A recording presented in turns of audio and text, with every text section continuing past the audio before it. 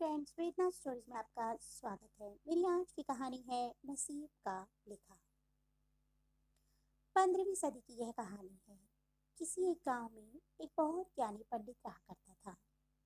पंडित आजू बाजू के सारे गांव में बहुत प्रख्यात था और इसी वजह से धनवान भी।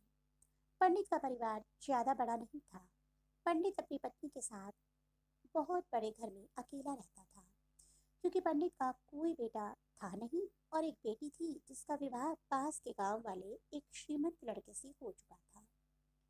पंडित ने शादी से पहले अपने होने वाले दामाद की अच्छे से जांच पड़ताल की थी और अपनी बेटी का भविष्य भी ठीक से पढ़ा था।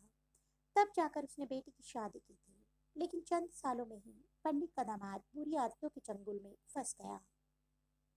जुआ और शराब की बुरी लत ने उन्हें सड़क पर लाकर रख दिया।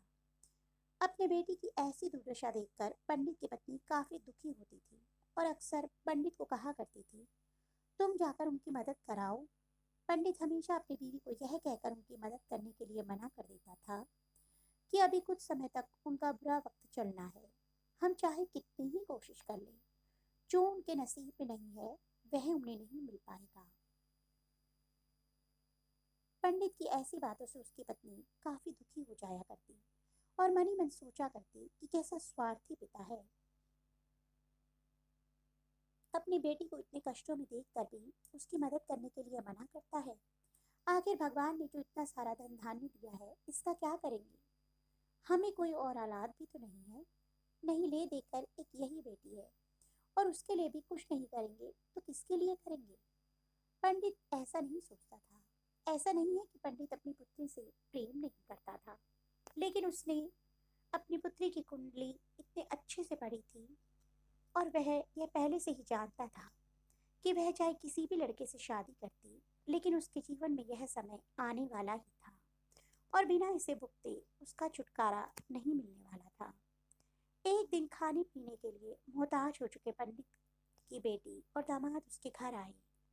पंडित ने और उसकी बीवी ने दोनों को खूब आदर सत्कार किया और खूब अच्छा खाना खिलाया। बेटी और दामाद की पंडित से सहायता मांगने की हिम्मत ना हुई, इसलिए वह बोले बिना ही वापस अपने घर को लौटने लगे। लेकिन माँ तो माँ होती है। पंडिताइन से रहा नहीं गया और बिना पंडित की इजाजत के उसने चोरी छुपे बूंदी के लड्डू बनाकर उसमें सोने के सिक्के रख दिए और बेटी और दामाद को दे दिए, ताकि बेटी और दामाद की कुछ आर्थिक सहायता हो सके।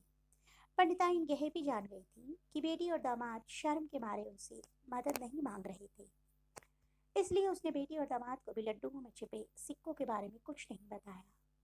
जाहिर सी बात है कि जब वो लोग घर पर जाकर लड्डू खाएंगे तो उन्हें उसमें सोने के सिक्के मिल जाएंगे। इस तरह बिना उनके मांगे ही उनका मदद पहुंच जाएगी। सोचकर पंडिताइन मन ही मन अपनी बेटी की मदद करने के लिए खुश होने लगी। पंडित के दामाद और बेटी उन दोनों का आशीर्वाद लेकर अपने घर की तरफ रवाना हो गए। उन दिनों गाड़ियां तो होती नहीं थी, घोड़ा गाड़ी या बैलगाड़ियां चलती थी। पैसा ना होते तो और चीजों के लेन देन से भी व्यवहार होता था। बेटी और दामाद का गांव पंडित के घर से कोसों दूर था, फिर भी पैसों की कमी के चलते वह चलकर अपने गांव की तरफ निकल पड़े। थोड़ी दूर ही चले थे कि पंडित की बेटी के पैर में मूंछ आ गई और अब उसको चलना भी मुश्किल हो गया। पंडित के दामाद ने जब देखा कि उसकी बीवी अब बिल्कुल चलने में सक्षम नहीं है, तो उसने तांगा अपने घर तक किराए पर ले लिया।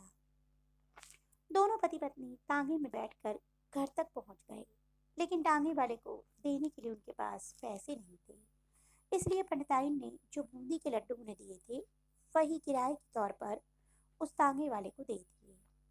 तांगे वाला बूंदी के लड्डू को लेकर वहां से चला गया। तांगे वाला अपने घर की तरफ जा रहा था, तब उसे एक हलवाई की दुकान दिखी।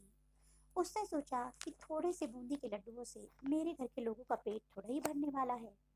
इससे अच्छा मैं इन बूंदी के लड्डुओं को बेचकर उनसे कुछ चावल खरीद लेता हूँ। टांगे वाले ने बूंदी के लड्डू हलवाई को बेच दिए। जिस गांव में वह हलवाई रहता था, उसी गांव में एक आदमी ने अपने घर पर पूजा रखी हुई थी और उसी पंडित को उस पूजा के लिए बुलवाया था। पूजा में लगने वाला प्रसाद के लिए उस आदमी ने उसी हलवाई से बूंदी के लड्डू लिए, जहां पर उस टांगे वाले ने बेचे थे। हलवाई ने भी उस आदमी को टांगे वाले से खरीदे हुए लड्डू ही पहले दिए ताकि वह खराब ना हो जाए, क्योंकि वह नहीं जानता था कि यह लड्डू कब बने हैं। पूजा खत्म होने पर दक्षिणा और बूंदी के लड्डू लेकर जब पंडित अपने घर आया और खाना खाने बैठा तो प्रसाद में लाए बूंदी के लड्डू खाते वक्त लड्डू से सोने का सिक्का निकला। इस घटना को देखकर पंडिताइनी की आंखों से आंसू बहने लगे। पंडित ने जब पंडिताइनी से उसके रोने का कारण पूछा तो पंडिताई ने पंडित को सब कुछ बताया और पंडित से उनकी बातों पर भरोसा ना करने के लिए माफी मांगी। पंडित ने पंडिताइन के आंसू पोंछे और कहा कि तुम्हारी तरह मैं भी हमारी बेटी को बहुत प्रेम करता हूँ, लेकिन अगर हम उसकी अब मदद करते हैं तो दामाद हमेशा हमेशा ऐसे ही मदद की अपेक्षा रखेगा और अपनी बुरी आदतों को कभी नहीं छोड़ेगा। पंडिताइन भी अब पंडित की बातों से सहमत हो गई। 2-3 महीने बीत गए। पंडित के दामाद और बेटी फिर से एक बार उसके घर आए और इस बार उनकी परिस्थितियां पहले से बेहतर थी, क्योंकि पिछली बार खाली हाथ जाने के बाद दामाद ने नया काम शुरू किया था और अपनी सारी बुरी आदतें छोड़ दी थी। दोस्तों, नसीब का लिखा नहीं बदलता, जो होना है वो होके रहता है, उसे हम और आप कोई नहीं बदल सकता। बदल सकते हैं तो केवल ईश्वर। तो आपको मेरी ये कहानी कैसी लगी, कमेंट बॉक्स में अवश्य बताइएगा। जल्दी एक नई कहानी के साथ मिलूंगी, तब तक के लिए बाय बाय।